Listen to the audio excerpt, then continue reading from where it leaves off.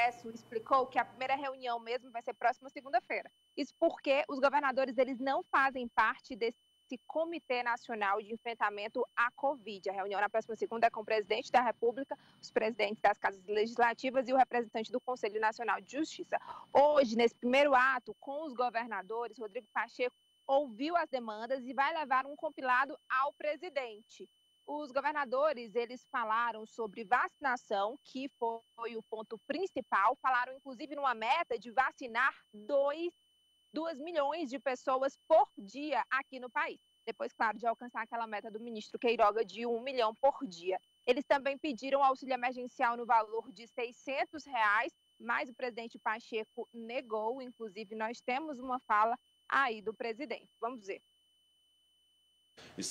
Quanto ao auxílio emergencial, nós temos que trabalhar com a realidade que nós temos no Brasil, que feliz ou infelizmente é uma realidade que vai socorrer as pessoas, mas que não será, obviamente, aquilo que desejavam as pessoas mais necessitadas do Brasil. Então, os valores instituídos pela medida provisória foi de R$250, podendo chegar a R$375 ou a R$150, a depender da realidade de cada família.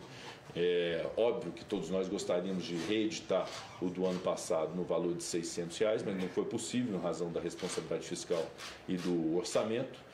Mas o foco nosso muito prioritário e imediato é a vacinação em larga escala. A vacinação que vai fazer com que nós salvemos vidas no Brasil e salvemos a economia brasileira. Os governadores também pediram sobre outras pautas relacionadas a emprego e renda e recomposição do orçamento aprovado ontem no Congresso, que teve uma redução de 43 bilhões de reais em relação ao ano passado. E uma reivindicação importante, eles exigiram a presença dos estados e municípios neste comitê. Vamos ver um trecho da fala do governador Wellington Dias.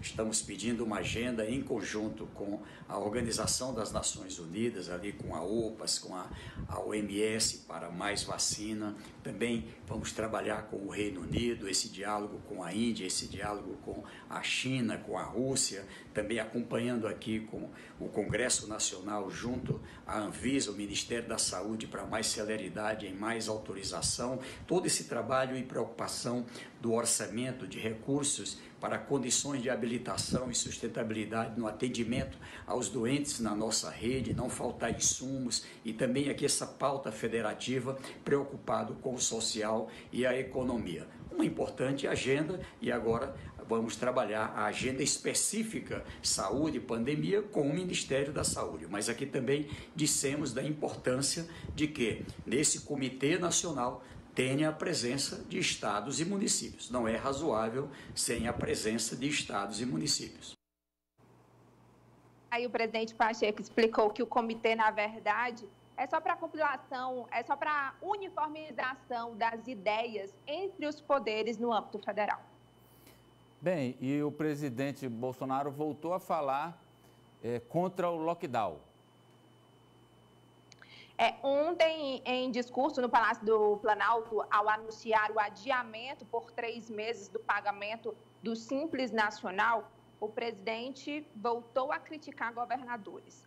Foi um tom mais ameno, inclusive nós temos esse trecho, mas ele deixou claro que a culpa do fechamento de empresas é de quem decretou as medidas mais restritivas. Vamos ver. Sensibilidade. Sabendo que o desemprego, o fechamento de empresas, parte diretamente de quem pratica o lockdown.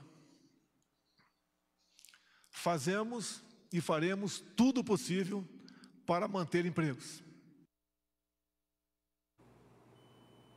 Tem uma pressão muito grande para que o governo edite logo as medidas provisórias que falem sobre o Pronamp, que é aquele programa que libera crédito para as pequenas e médias empresas, e também para a prorrogação do BEM, que é aquele benefício emergencial que possibilita aí a diminuição da jornada de trabalho e dos salários e também a suspensão dos contratos. Até agora não tem previsão, pode ser que saia a próxima semana.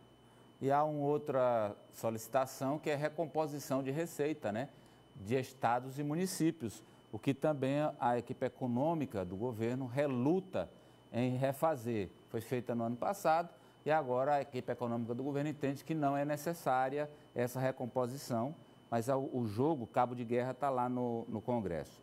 Vou deixar a questão da justiça e vacina por último, Raniele. Vamos falar da aprovação do orçamento. Vamos lá. Olha, orçamento aprovado com atraso, que era para ter sido aprovado ano passado, orçamento desse ano, e com críticas, viu?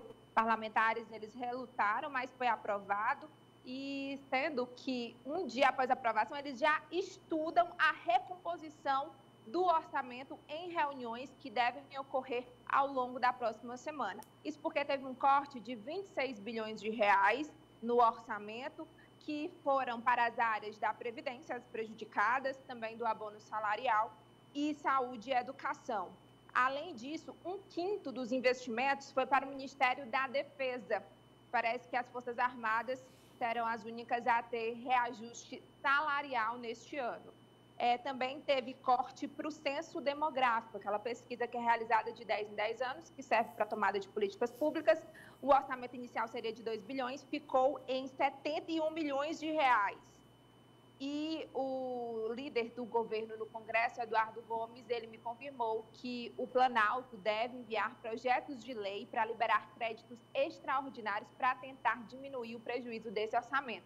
Lembrando que teve corte na Previdência, mas as emendas parlamentares aumentaram.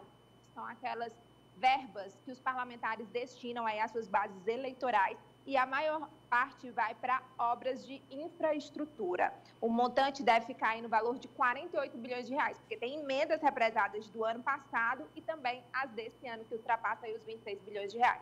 O deputado Arlindo Chinaglia, do PT, ele falou um pouco sobre esses cortes. Dá tempo de escutar? Nós sabemos da importância das Forças Armadas, mas quando as Forças Armadas ficaram com 22% de todo o orçamento, evidentemente que outros segmentos vão pagar a conta. Vou falar do próprio governo. Ministério de Ciência e Tecnologia perdeu 34% da sua verba. Bom, aí nós podemos seguir universidades, auxílio para os estudantes, bolsas da CAPES, e por aí vai. Ou seja, está se apostando em obras, porque foi muito dinheiro para obras, mas se abandona aquilo que nós podemos definir claramente como o futuro do país. Ou nós vamos continuar apenas exportando minérios, alimentos, as chamadas commodities. É preciso apostar na ciência, na tecnologia, para o Brasil mudar de patamar. Amadeu. Bem, Raniele, vamos à vacina, porque foi aprovado no Congresso um projeto que autoriza empresas do setor privado a adquirir vacinas, a comprar vacinas no exterior. Porém, o projeto diz que até que todas as pessoas do grupo prioritário sejam vacinadas, quem comprar vacina agora tem que destinar 100% para o SUS. Depois que os prioritários forem vacinados, aí o empresário compra e é obrigado a destinar 50% para o SUS, e aí 50% fica do poder discricionário da empresa. Vacina quem quiser. Só que alguns empresários entraram na Justiça Federal e a Justiça Federal se manifestou.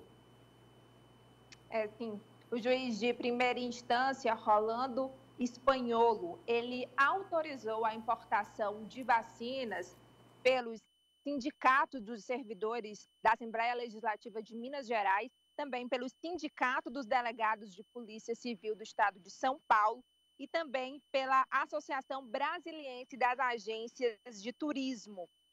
Esses órgãos, eles estão autorizados, entidades estão autorizados a importar vacinas sem doar 50% para o Sistema Único de Saúde. Inicialmente, todas as doses, como você explicou, iriam para o sistema e depois eles receberiam os 50% depois da vacinação do grupo prioritário.